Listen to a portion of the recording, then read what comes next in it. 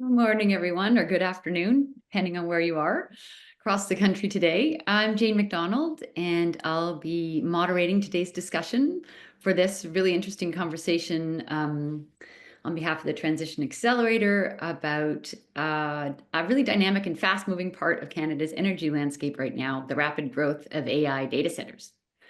We're going to be talking about what that means for our energy systems and also for our energy transition goals. And I want to start today with land acknowledgement. At the Transition Accelerator, we acknowledge that the land on which we live, work, and gather is the traditional and ancestral territory of many Indigenous nations. And as we meet today, we recognize the deep knowledge, leadership, and stewardship that First Nations, Inuit, and Métis peoples have always brought and continue to bring to these lands. We are committed to listening, learning, and working in partnership towards a just and prosperous future for all. Before I bring our panelists in today, I want to set some context for this discussion. Canada already hosts over 230 data centers, but new AI-focused facilities mark a real step change in scale. Our low-cost, non-emitting electricity mix, cold climate, and of course, digital talent draw interest from tech giants like Amazon Web Services, Microsoft, and Google, and provinces are working to attract them. If all the data center projects currently being reviewed by provinces proceed, the Royal Bank of Canada estimates they would account for about 14% of our total power needs by 2030. So this is really a significant new source of demand, and it's a big change for us. On the one hand, there are advantages. Building AI data centers would add valuable IT infrastructure in this country and could also boost productivity in key sectors for Canada's energy transition, like agriculture and manufacturing. On the other hand, many Canadian provinces are already facing sizable power demands from population growth, electrified transport, and ambitions to decarbonize heavy industries. So what happens next? How are our utilities, governments, companies, and communities managing all these trade-offs? To dive into these questions, I'm delighted to introduce our three experts for today's topic. Alyssa Downey is a Senior Manager of Strategic Initiatives at OPG. Hi, Alyssa.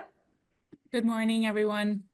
Mel Hogan is Associate Professor of Film and Media at Queen's University. Hi, Mel. Welcome. Hello, everyone. Thank you. And Taylor Briggs is Principal of Public Policy at Amazon Web Services. Welcome, Taylor. Good morning. Hi, thanks for joining us, you guys.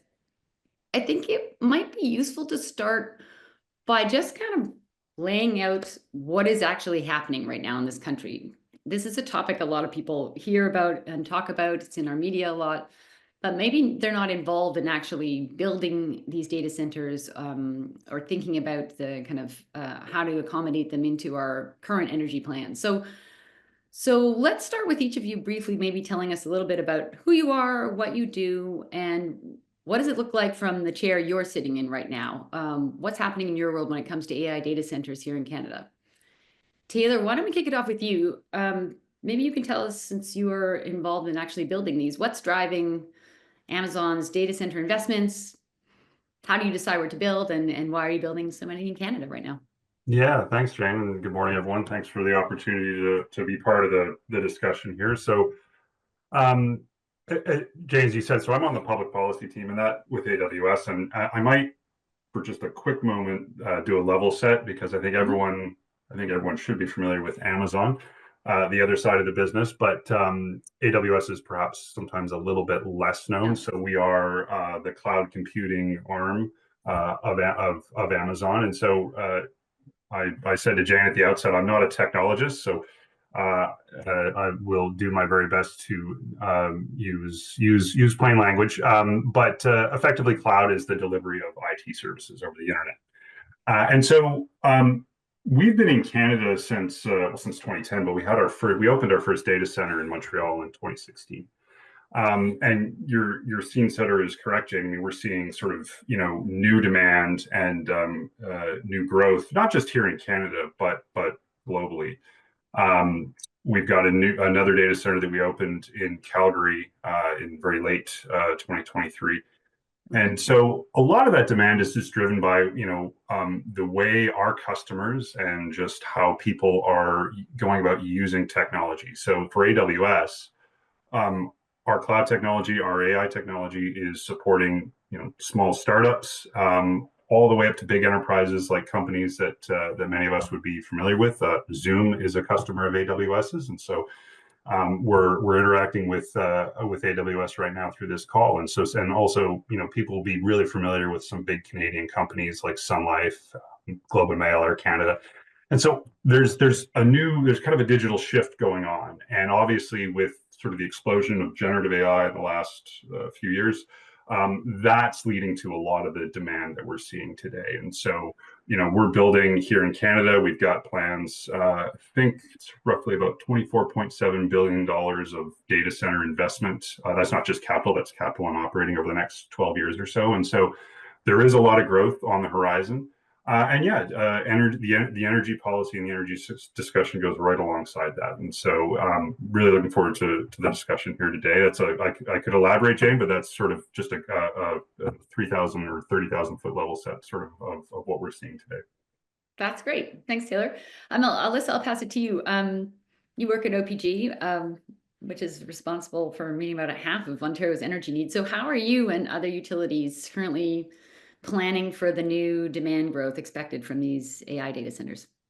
Yeah, so I work for Ontario Power Generation, as you noted there, Jane. And I think there's sort of two ways that we are thinking about data centers, or AI data centers. So one of them is as a load growth opportunity. So what kind of opportunity does that represent for the province? How certain is that opportunity?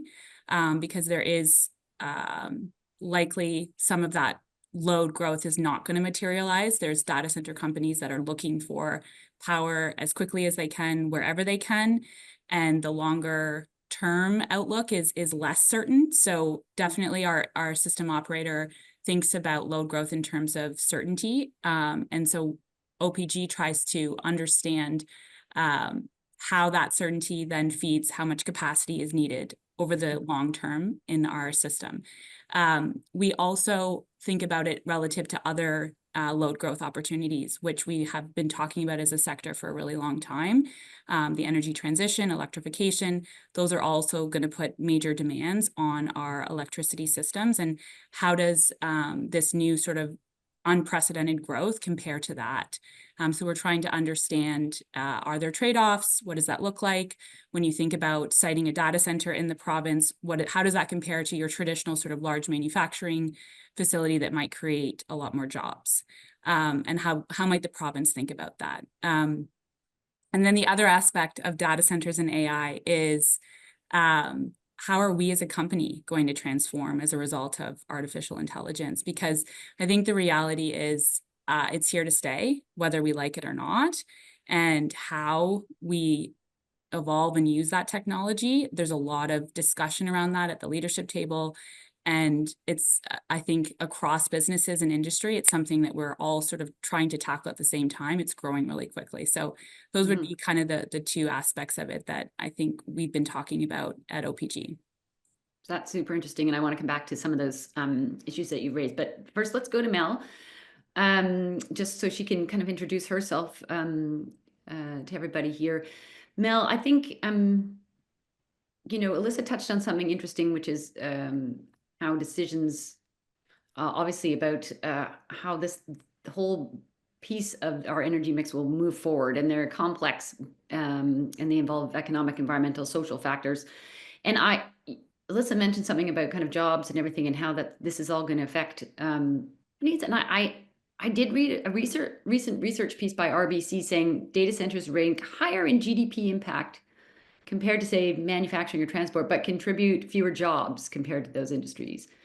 And since you're in the business of just kind of stepping back and thinking about this at a sort of broader societal level, and your research looks at the ethics of AI and digital development, what are some of the realities and concerns being raised in your world? Is there anything we should be talking about here that we don't normally talk about? Yeah, thanks. I'm just so happy to be part of this conversation. It's really interesting to me as an academic because we just have usually just such a different perspective and, like different motivations for doing this work. But basically, I'm a critical media studies scholar, and my work looks at the material, political, and historical dimensions of digital infrastructure. I've been interested in the environmental impacts of data centers for more than 10 years now. And so AI has just been sort of this tipping point for a lot of people. The conversation is much more public now. I'm interested in what we would call maybe like the political economy. So basically, who stands to benefit from these investments? What are the costs? Basically who owns the infrastructure. And when we talk about AI, I default to generally, though we can talk about this, cloud companies, right? So it's like the ways in which we use these things maybe interchangeably, or the discrepancies between the ways we might be talking about it and the public might understand it. I'm also the host of a podcast called The Data Fix. And so a lot of what I'm sharing today and a lot of the critiques that I have, the insights that I have are from the 60 or so interviews I've been able to do on this podcast with mainly scholars, but some artists and practitioners as well. And so I tend to not I'm not convinced that AI is here to stay. So we can discuss that maybe, because that's, I think, an important point.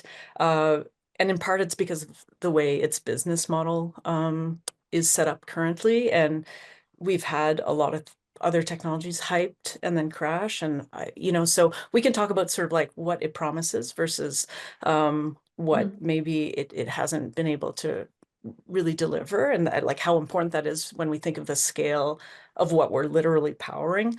But I tend to think of like this data center expansion. I've written a piece called The Data Center Industrial Complex, but basically it's this idea that these kind of expansion projects are really part of like this ongoing extractivist and colonial project of nation building. And so I think this is a very political project. I don't know if we'll get into that today, but if people are interested in continuing that conversation, I'd be happy to do so. But just to give people kind of an intro of like, I'm coming at it from a little bit of a different perspective, and I'd be happy to talk about maybe AI harms or AI ethics and sort of try to contextualize that within this infrastructure that we're building, because once we build it, then we'll look back and say it was inevitable, but we're building this, like we're building this world. Right. Well, I think that's actually a good entrance into a little bit what we're trying to do today, which is think a little bit or talk about, are we thinking really deliberately enough about these kind of rapid new builds that are coming our way, and the offers on the table to kind of move ahead? Because there are some upsides and there are some downsides. And as Alyssa pointed out, there are other load requests on the table that have been, longstanding in the last decade in terms of how we think about a decarbonization agenda. So, Alyssa, maybe I'll start with you on this. How do you think about trade-offs? Do you see there being shifts in kind of new grid infrastructure, new power that would be needed to accommodate this? How do you guys kind of frame a discussion around different load requests? As far as I know, but I could be wrong in this, Quebec has this like a deliberate framework for how they consider these things. Do other utilities across the country, do you guys, or how do you have these conversations? Yeah, so in Ontario, there's no current constraint on connecting a data center. Yeah. The grid is legislatively obligated to connect large loads. Right. They submit a connection request. It's basically a process you enter into. Can that load be met immediately? Maybe not. It might take a longer period of time. In other provinces, Quebec, as you mentioned, they've taken a little bit of a different stance. They did have a lot of crypto showing up in their economy over the last 5 years or so. And as a result of that, they sort of put a stop on this connection request process and a requirement for large loads to actually seek government approval to site in the province. So that's put a little bit of a slowdown on growth of data centers in Quebec, and Montreal has quite a large market. It's within the top 3 data center markets in Canada. And then you have sort of the other end of the spectrum of Alberta, which they're really interested in attracting that load growth. They see it as an opportunity for economic development over the long term. And they have sort of created a concierge to help data centers navigate the complexity of connecting. And they've also rolled out some strategies to make it a little bit more palatable, sustainable, reliable, with this sort of concept of bring your own power. So behind the meter solutions, they're open to that as an option. In terms of trade-offs, I think generally it's not an either or. I think data centers are here, they're coming. At the same time, electrification is coming, and so is the energy transition. So if anything, we need to be very proactive about our planning. We need to ensure that we're checking and looking at signposts as demand materializes, as load shifts. It's difficult to predict the pace that electrification will come to fruition, but we need to be planning really thoughtfully. So I think our ISO does a good job of that. They look at how certain demand is. They have sort of a system of doing that. The high certainty demand goes into your demand forecast. We build towards that. And then they have sort of medium to lower certain demand that we're not necessarily building for, but we're keeping an eye on. I think the other piece too is ensuring you're having a full mix of resources in your system. So today, reliability, affordability is going to become increasingly more important for customers in a potentially an economic So let me take these one Yeah. at a time, because it'll be hard to chase them all down afterwards. But so, I mean, in terms of sort of high certainty, Yes. like, would data centers be in that bucket or no? Yes, there is Yes. 1.8 gigawatts of data centers predicted in the next 25 years in Ontario. Right. But And there so, is the total that could come from data centers is much larger than that. yeah. The high certainty one is 1.8 gigawatts. Yeah. And Taylor, from your perspective, are there things that obviously provinces are facing sort of big decisions as they're working through all this from other customers and including data centers? What kind of sort of forecasting and planning is needed from companies like you to help ensure sort of we can move forward with efficiency and affordability and some kind of certainty in terms of longer term needs? How are you all thinking about that? Yeah, and I think there was a good comment that was made there around there are, I think, some companies that will come in and just make very large power requests to the regulators and the utilities. I can say we try to be very pragmatic in our approach and our requests, and so it's not just a blanket. We need I don't know, X amount of megawatts, and we haven't actually modeled that out. Like, we do try to be really thoughtful in those requests, particularly in a place like Quebec. I should small caveat. So I do most of our provincial government engagement. Quebec's actually the one province I don't do, but I do have insight on how the team's been working there. And so we recognizing some of those constraints that Quebec has. We try to be as specific as we can around, our anticipated load, our anticipated growth, and how can we shape that across our infrastructure. So again, not trying to get overly technical, the way AWS builds data centers is a little bit different. I'll throw out the term, we build a region, and so typically that's a cluster of data centers, usually 3. And so we try to get really thoughtful about, okay, well, what are the energy needs across those data campuses, and how can we be efficient there? So Quebec is obviously, as I said at the outset, where we first started back in 2016. What's interesting about Alberta was the Alberta government does have obviously a pretty, I'll call it a pretty aggressive strategy around AI data center attraction. We actually announced our intention to build in Alberta before that strategy was announced, and so that was done for a few reasons. But that sort of came before the province kind of went down this path of trying to attract more data center investment. And now, of course, they are seeing, I think, I don't know exactly what it looks like, but they are seeing an influx of requests for energy. And so that is something that they do have to manage and be thoughtful about. Yeah. And as we think about sort of, I guess, with the kind of the onus on the public sector to manage some of these increasing demands on their loads, because obviously that at some point, once we've absorbed kind of surplus capacity, means we're going to be building out new electricity infrastructure. And so maybe Mel, like, have you guys thought about in the research that you're looking on kind of what obligations companies can incur in terms of kind of expansion of the grid, not just purchasing power? I know that there's kind of I think there's some interesting pieces going on in Canada, and I think actually, Taylor, your company was one of them where you also invested 25 billion in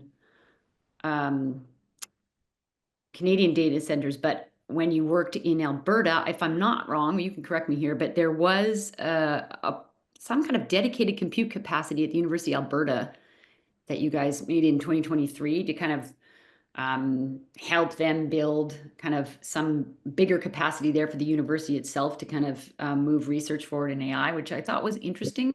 And I know that in the States, there's been instances where the utilities have asked for companies like in Indiana to actually take on more risk in case the demand changes in the future of what they're projecting. So they actually kind of pay more of the share of new infrastructure costs. So just, Mel, are there examples of companies kind of getting more involved in kind of shouldering some of this uncertainty as we move forward? Because these are long-term plans that Alyssa and her colleagues have to be making. I'm not sure I have the answer to that question, but could I ask Taylor, actually, you said that you were thinking of, or AWS was thinking of building in Alberta. And then, sorry, Jane, I'm asking this just because I think it might help me answer your question a little bit, Yeah. but why Alberta? Because there are very specific reasons that, you know, cloud companies go to specific sites. Like, it's not just randomly Alberta. So I'm in Alberta right now. So I'm just fascinated by Wonder Valley. I know there's like a, you know, it's not aligned with certain politics that are very specific to Alberta, you know, the frontier sort of mentality. So I'm just wondering if there's something specific to Alberta's politics or policies or regulations that make it a site like better option maybe than Ontario or even the North. I don't know. Yeah, great question. And we did look at Ontario, and we probably will have some infrastructure that is deployed in Ontario. There's a few factors that sort of, and I joined AWS in actually 5 years this week, so we were just sort of starting this path when I joined. The quick answer on that is we looked at sort of what our existing infrastructure footprint looked like in Canada, and so we had obviously well-established region in Montreal. And what we were hearing a lot from some of our customers was, okay, we'd like to have additional capacity for disaster recovery backup or continuity of services. And so part of that equation was, okay, well, where does it make sense from a geographical standpoint to build? Ontario, relatively close to where our existing footprint was, so we started looking a little bit further west. That also allows us to serve a more Western market. And then the other factor that played into that, there's some geographical factors. It's good to pull these things out of earthquake zones if you can. But the other sort of big factor that drove a decision around Alberta was the energy market there is deregulated, and that does allow us to do renewable energy projects. And so we have a number of very sizable, I think we've up to 3 really big solar and wind projects as a part of our overall commitment around powering our facilities with renewable energy or offsetting with renewable energy. And so it was a host of factors that brought us to Alberta, and could go on, but it's a great question. It does raise the point that although we have been, because talking about these as being companies being largely attracted to this country because of sort of our affordable power and how clean it is, increasingly, I think we're looking at natural gas as a source of power for these data centers. And I'm wondering, Alyssa, how you guys are thinking about that in terms of the overall kind of climate commitments that you guys are also managing. I think generally in the electricity sector, there is a role for natural gas until there is a technology that can reliably replace the peaking needs of any jurisdiction. So natural gas has a role to play in creating reliability for our systems. We are largely a nuclear powered province, and nuclear has a lot of benefits. It's clean, creates a lot of jobs. OPG employs about 11,000 people. cradle to grave, it's managed in terms of the end-to-end cycle of nuclear. So we are confident in, from a natural gas perspective, there's a role. Is it a baseload role? I don't think so. Over the long term, though, I think nuclear can replace it, but there always is going to be a need for a peaking type of asset. Long duration energy storage could potentially come in and sort of disrupt things, but we're not there yet as a system, and we need to continue to invest in innovation. And I do think the tech companies have been trying to push for innovation. They're investing in fusion, they're investing in new nuclear. I think those are good signs because they're pushing the sector as a whole forward to try to seek out these solutions that could transform. I jump in on that point, James? Yeah, please. Yeah, so that's great. So I should say, I made a comment when I started 5 years ago. Our approach around our net zero target by 2040 and also our renewable energy targets, there was no conversation around nuclear. And 5 years later today, we have 3 nuclear projects that we've started investing in the US, I should say. That's not in the Canadian market today. And so it really is sort of transformative around how we're approaching energy, particularly investments in small modular nuclear. And I think that is obviously has to be part of the equation in terms of the path forward. The other thing that we weren't talking about from AWS's perspective, and I think it's fair to say the others 5 years ago, was what can we do around grid modernization? Much of the grid, and going into, at least in the US, was built out in the 60s and 70s. And can we use, what can we do to modernize that, and where can we use AI technology to help modernize that? And so we've actually got some really interesting partnerships. Again, this is mostly in the US for the time being, with companies down there to help modernize the grid. And so, yeah, this is really an evolving landscape, and it just shows, again, 5 years ago, these were not the conversations we're having, and today they're very much at the forefront. Yeah, I think, and they're very much the forefront because we're in a place where we're looking for alternatives that maybe were harder to think about and manage in the first place, but now we're up against kind of constraints, so we have to be looking at all options. So it's a really interesting place to be. I agree. Taylor, I wanted to throw something to you actually, because you mentioned, or we were talking a little bit about kind of this bring your own power concept, and I know that there's a big some big plays in Alberta around that. It doesn't seem to have taken off, as far as I know, as much in the United States. I think there's some concern after some grid issues in Texas and other places over the last few years that you don't necessarily want to be tied to one power station and not to the larger grid, because also given climate impacts and massive weather events, you're actually increasing your risk then by being behind the meter. So I wonder, how is AWS thinking about those types of things? Are you looking at that type of project, or are you at the moment not involved in that? Yeah, it's a good question. I mean, I guess you could say that some of the nuclear arrangements we're looking at technically be behind the meter, because in one case it would be a nuclear facility and we would have a data center adjacent to it. So, in terms of behind the meter in the US, I'm probably not as well versed as some of my other colleagues on it. Is, I mean, obviously it sort of really depends on the jurisdiction. I would say that the more choice we have in energy providers and where we can source energy, that obviously gives us flexibility as well to continue to power our data centers. And yeah, it has made some. I won't say forays. They've made some sort of. They've indicated that they'll look at companies that want to bring their own power.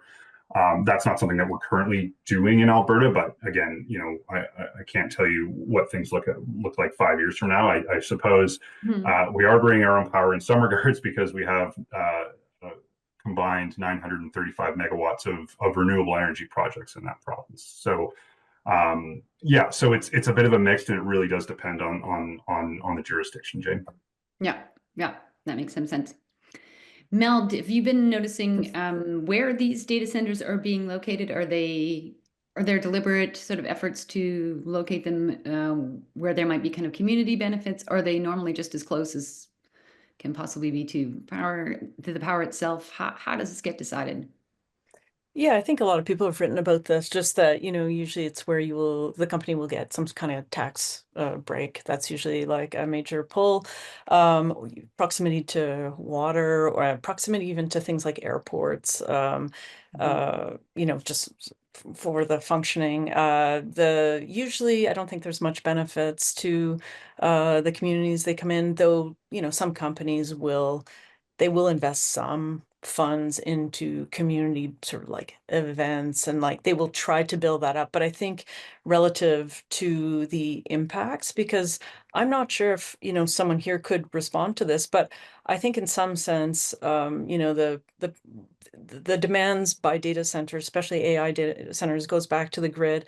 I'm not sure that the cost of that doesn't fall onto the community, the general customers. I'm not sure that the impacts on water, or the management of water that these data centers require, isn't felt by the communities. Also, it doesn't create many jobs. The emissions are pretty terrible. A lot of people have made complaints of sound pollution. There's a lot of activism actually to say not in my backyard, like not like that people don't want to live near data centers. And that's happening, I would say, kind of everywhere in the world, where it's like just like an imposition, right? Like there is an aura to these companies. There is a sense that like maybe at one point it was cool to work for Meta or Google or Amazon, but I think that is changing, and I think there's more activism, more pushing against the industry in the same way we see people asking, for divestment from fossil fuels, because we're living in times of like pretty extreme climate catastrophes, and these things are getting worse. So I think there's a sense of like not wanting to live near a data center, and that they don't benefit communities very much. They don't do much for job creation beyond the original boom of construction, say. So no, I don't think it's I don't think it's, and I think it's often imposed, the one in Wonder Valley and in and around Alberta, like they didn't do proper negotiations with the Indigenous communities there, so etc. How are we thinking, Alyssa, about the kind of pace at which this demand it compares to the pace of the demand needed for kind of, let's say, electrification of vehicles, or what we're looking at now, planning for sort of industrial electrification. Are you seeing a need to kind of short term? And probably because I was just reading this, I'm just interested in kind of when you hit the, decisions about new builds. Are these AI data center demands, I think they're looking for shorter term turnarounds than we usually think about, particularly if you're in hydro province. So again, maybe one of the things, Taylor, that is attractive about the Alberta system is quicker turnarounds, deregulated system. Is there a speed question here that affects how you think about these things, Alyssa? For sure. I think Alberta, just on the behind the meter piece, to be clear, when a data center or a large customer brings a behind the meter solution with them, they're still 99% of the time looking for a grid connection, and they're going to come off that grid and push onto that backup resource. And that actually is helpful to the grid. It creates reliability, and it creates excess power during peaking time. So your hottest day, your coldest, or your coldest day, your coldest night, your hottest day, as they say. Right. In terms of like, I would like to pick up a little bit on what Mel was talking about around the benefits of data centers, because it is something that we've been looking at. And I think we tend to, like everything we have found in the research we've done, we tend to agree that they are high resource users. They use a lot of water, they use a lot of power, and they don't create as many jobs as your traditional sort of manufacturing plant.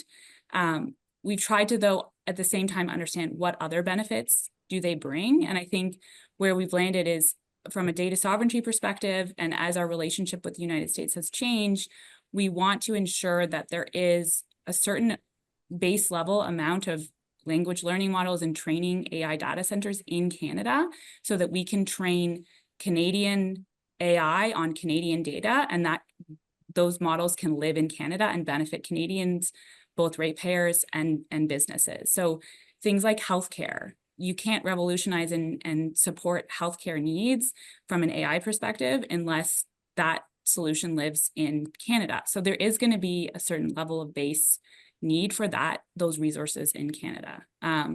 The other thing that having these data centers here, as our economy changes, is we are hopefully able to create an ecosystem and not have this brain drain of talent going to the States. We can keep those resources here in Canada and building out the economy here. So there are other aspects. The other thing is national security. You can send drones up into the Arctic to do surveillance in ways you can't as humans. So there are certain things where we need to be open to a certain base level of AI here in Canada. Otherwise, I do worry that we will fall behind. But at the same time, I think there needs to be a balance. And I hear and agree with some of the pieces that Mel is bringing up around the value that it brings to a jurisdiction. I'll jump Thanks, in. Alyssa. I'll jump in. Okay, go ahead. So I still think it's cool to work at Amazon. I'll just throw that one out there. And look, I think that, if you look at just a data center in and of itself, I can say, I think these numbers are public. We look at our data center development in Calgary, it's probably around 1,000 jobs. So, I'll let you sort of take that for what it's worth. I think that those jobs are probably pretty meaningful to the individuals that are working there. That said, I think it is important to look at, okay, well, what is this technology like? What is this technology actually being used to support? And I do think that if we're going to be leaders, if Canada in particular is going to be a leader in innovation and a leader in AI, and we're going to address some of the very serious concerns that I think many of us have around productivity, we need to have digital infrastructure. I just don't think that we can do it, at least can't reach our potential without that digital infrastructure in place. So anyway, I do think that's just important context to look a little bit beyond. It'd be interesting. Totally. Thanks, Taylor. I'd be interesting to hear from you, maybe Alyssa, if you guys have looked into this too, but what do you think a little more specific about productivity gains you see happening, and maybe especially as we look to, I really like the point about kind of thinking about the changing geopolitics right now, but as we look to kind of, major industries for us that are key, in terms of our own economy, but also in terms of thinking about kind of new partnerships and kind of long-term climate risks, which are a big part of what we need to be thinking about when we talk about a future economy that's productive and safe for us all. So let's think about, are there examples of productivity in something like manufacturing or agriculture, or a big thing where we think this is going to make a real difference in how we operate in what is, going to increasingly have to be a net zero economy? For sure. I mean, the use cases that we've come across, there's some pretty interesting ones in agriculture. They're using AI and drones to canvass the fields, to manage the crops, to identify disease and maintain those crops much more efficiently. In mining, there's examples of using AI to understand the geotechnology, like the geology of a particular region, and run that data to understand where best to drill. So there are definitely examples of, and in that scenario, I would think from a climate perspective, you don't want to be drilling a whole bunch of different places. So if you're able to be more pointed about that, you would have less of an environmental impact. So I think there is use cases where these things can sit together and not be this dichotomy. Thanks. I'm curious to know, if you were seeing big shifts in that. I want to turn, we're getting so many great questions from everyone on the call. So I'm going to turn to some Q&A now. I'll maybe just suggest, some of them are targeted at people, but I'll just suggest someone can start answering. If others want to jump in, please feel free. Okay. Here's one for Taylor. How does Amazon Web Services respond to the federal regulation, the clean electricity regulation? And how would you analyze Alberta's resistance to this federal reg?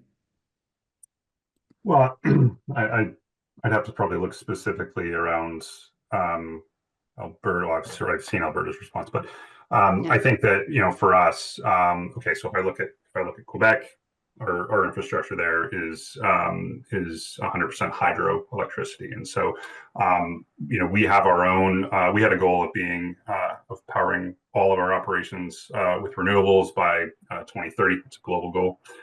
We met it in 2023, and despite the exponential growth in AI data center and the increased energy demand, we're still committed to maintaining that across our network and across not just the AWS network, but also the Amazon network as well. And so, we still stay committed to our own climate targets, which includes net zero by 2040. And so, yeah, that's what I would say to that. Okay, I have one other follow-up question that's coming for you on that one. Just how important is it to companies like Amazon that the power for data centers is low carbon? Is it a requirement today, or more opportunistic? Or is there a point where it becomes a requirement versus a nice to have, and what would drive that shift? I think again, we're committed to those renewable energy targets. I think that, it's getting there is not a linear path, right? And so obviously that there is a mix of energy on the grid today, not just Canada, but globally. And so, we stay committed to that. And as I said, sort of at the outset here, nuclear is now part of the equation, whereas it wasn't a number of years ago. And so, it's not, for us, it's not a nice to have. For us, that's the goal. Okay. There's a few requests here to talk a little bit. Question for Mel. Just going back to the kind of resource use, how should the need for massive water requirements by data centers compete with other social needs, even as we face uneven rainfalls and drought conditions that could also impact hydropower on the energy side of things? So any thoughts about water, like I'm not sure I totally understand the question, but is the idea like what would make it worthwhile to extract that much water? Because I mean, we're sort of 2/3 into a conversation about powering AI, and I'm realizing as we're talking that energy companies are not responsible for what AI does, and neither are cloud companies. And so there's this thing happening, and I can tell when Alyssa and I are speaking to that, while large language models or machine learning might be interesting as technologies, I think the issue is of those cloud companies sort of coming up as, sort of like the main sites for data center expansion. If it were just about drones and agriculture, the scale that we're talking about would not be this one. Like, we would not be having this conversation. So I think it's like, on the one hand, cloud companies and the ways in which they take over land and water resources at a scale that is for something like generative AI or a promise of some future AI imaginary that tends to benefit those companies and other extractive industries. And there are a lot of present harms that aren't being talked about, even in this conversation. AI is today, right now, very, very harmful. So the potential is in the future and the harms are very present. And it's not to say that the technologies don't increase efficiencies, don't have some benefits somewhere, but I think this is the confusing thing. So I would say, to answer the question about water, is that from my perspective, we need to slow down this entire conversation, and that no amount of water is worth contributing to cloud companies, given the way it's playing out right now. And I'm saying that as someone well-versed in technology, not as someone who doesn't understand how it works, just so that's clear. Yeah. So I'm quite critical of it, but that was, I think, why I'm here today, to offer that perspective. I've got one for Alyssa. Where does OPG place data centers on system hierarchy from the aspect of resilience, or does it? In light of grid failures in Spain, Portugal, and a contentious relationship with the US, are data centers lower on that hierarchy? So OPG is not responsible for evaluating one load over another. There is no system for saying one load should connect versus another. I think one of the reasons why we've been interested in studying the benefits of data centers to an economy is because we are interested in understanding that ourselves. How would you compare citing an EV supply chain manufacturing plant versus a data center? So I don't think that I'm in a position to say one is better than the other. I think I said earlier in the call, and I've convinced myself of this over time, that I think there's a place for both. I do think AI is here to stay, whether we like it or not. I hear Mel's sort of critiques of a couple of use cases that may sound good, but do we really know that the total sort of outcomes that could come from AI? But then I go back to sort of, did we know what was going to happen when the iPhone got rolled out? No, we had no idea that we'd be, constantly glued to our phone. Do we know how the printing press was going to transform society? No. So I think it will come and we will understand it as it goes. I don't necessarily see as a society us being able to slow it down. I think that would impact our productivity, and that worries me as a Canadian, where we've been having issues with our dollar and all those sorts of things. So I've got a follow-up question again for you again, Alyssa, which is just sort of it sounds like OPG is relatively certain about load growth attributed to data centers. So can you speak more about the electricity demand projections and how much data centers are a factor in the significant increase in demand projected in the next 10 to 15 years? So the ISO is the planner, our system operator. They release an annual planning report. They have forecasted that the demand will grow by 75% by 2050. This is significant growth. Some of that growth is due to data centers. A larger portion of that is due to electrification and the energy transition. So I think what I was explaining earlier in the session is that you put in a connection request as a company, and the ISO has a process for evaluating how real they think that load request is. So I hope that clarifies, but there's 6 gigawatts right now of large load that's requesting to, or that is projected and included in our demand forecast. The total connection requests is 14 gigawatts. So it's almost more than double, but the ISO has only included 6 gigawatts. So there is a process that they use to say, yes, this is more likely and more certain. So we should start planning the capacity needed to meet that demand. Mm-hmm. This is for all of you, I guess. Does it seem like there should be, I mean, going back to what Mel was saying at the very beginning, we decide what we do for these big decisions in our country. It's not like this is just happening elsewhere and nobody's in charge of it. So, but it seems to me like there is no real, would it be useful to have provinces kind of come up with frameworks for how to think about the sort of, I mean, data centers are a piece of this, but we are looking at the need for fairly large growth in our electricity systems pretty rapidly if we want to meet even our net zero goals. So do we need some maybe more direction or thought or framework or something that we come up with to kind of guide how we think about these things? Because it seems to me that it won't be as easy as we may think to just keep accommodating load as we go. And at some point, building it, having been involved and worked at a utility, building new power is a cumbersome, long process that involves a lot of community work. It's not something that you can kind of snap your fingers and do quickly. So at some point, we may need to be making decisions around this. Do we have enough frameworks to say, yes, we want to accommodate people who are knocking on the door, but we also have longer term societal goals we need to keep in mind?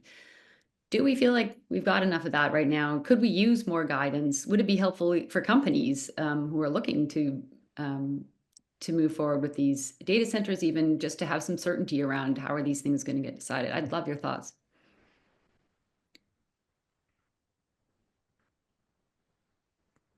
Mel.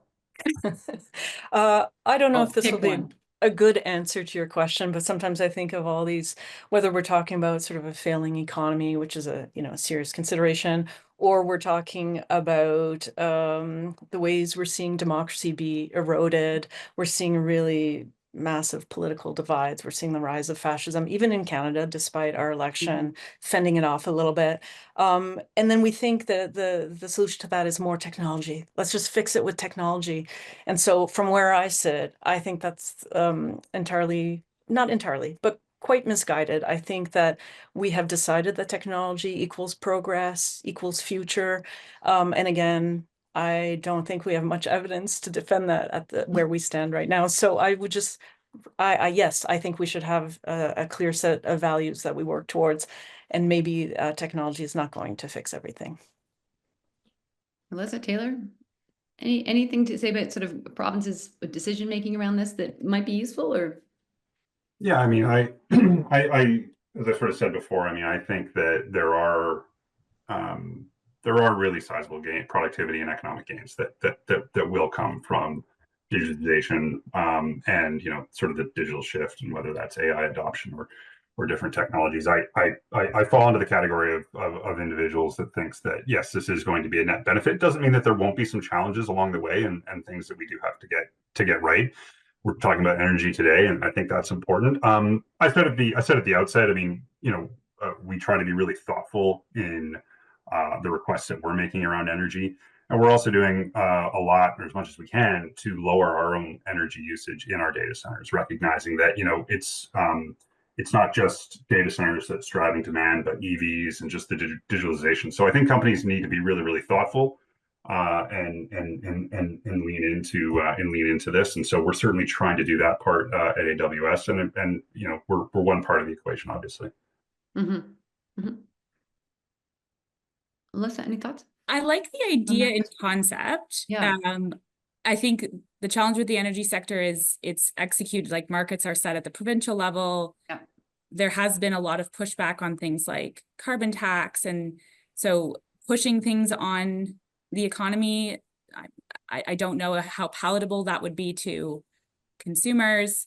I think there needs to be continuous learning as we evolve this unprecedented growth. Like we didn't get to talk about AI ethics, but I sort of think about, when we rolled out the automobile, we didn't figure out the seatbelt for a while, but once we figured it out, all cars have seatbelts. So I think as we learn about the value that AI does or doesn't provide, we need to be willing as a society to shift and put some of those guardrails up. Yeah, I agree with that. I think the thing that's so interesting with this, with these types of technologies, is that the speed at which they come at society. So by the time we figured out what the guardrails needed to be, sometimes it's in the rearview mirror. But AI is going to be a new one to tackle, so it'll be interesting to see. I want to just let you all have sort of a final comment. It's been a great discussion, and thanks for taking all those questions too. But I guess I want to say, like, from where you sit, what needs to happen next from your perspectives? I mean, to get to attract, if it's to attract more data centers in Canada, what needs to happen next? If it's to really pause and think about values and where we want this to head, what needs to happen next? If it's kind of managing the ongoing long-term strategy you need to be building, great. But I would love to hear just from each of you, what are the top priorities from your perspective for kind of building the right guardrails, or forming the right partnerships, or considering trade-offs?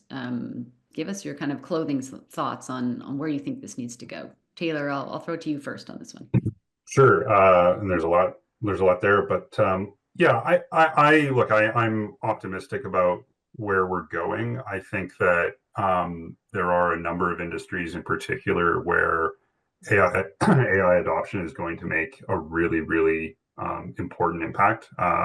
One of the areas I cover is healthcare, and I think that just that is an industry that is relatively in low level adoption around AI, and I think that we can see really, really good benefits. Now, it means that we do have to get it right, particularly in healthcare, around AI guardrails and defining high risk and that kind of thing. So I'm not suggesting a free for all there.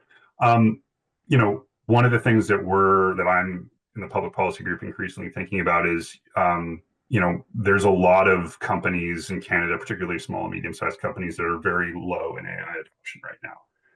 Like we had a report out earlier, and I'd be happy to send it through, that showed that I think somewhere in the range of 4% adoption for small and medium-sized enterprises in Canada. That is really, really low compared to other OECD countries and other G7 countries. And so, really targeted industrial AI adoption, I think, is a focus for me. And going back to this conversation, we want to get the energy policy right, and we want to be really thoughtful about where we build our infrastructure and the impact that has in the communities that we work in. This is about, as I said sort of a while ago, about digital infrastructure supporting the broader economy. And I think that it's, data centers are going to become that critical part, just like roads and bridges of our transportation network. We're going to be at a place where data centers are just sort of part of that foundational piece. So I'm optimistic about where we're headed. I do think, though, obviously the energy piece is something that we need to continue to work on. And we're happy to be part of that conversation and doing our part. Great. Thanks. Alyssa, why don't I throw it to you? We talked about the kind of speed of build out coming our way and the sizes, but there's also the speed of needing to actually get our emissions down before we reach kind of tipping points in our natural landscape. So what do you think are the next steps that are needed here? So I thought about this one ahead of time because you gave it to us in advance. And I think what I would like to see, and our provincial government is about to release an integrated energy plan. Yes. I really think we need greater collaboration across the energy sector. So we need distributors, transmitters, generators, system operators working together to come up with, if your concept of a framework for how to make these types of decisions, I think is a great suggestion.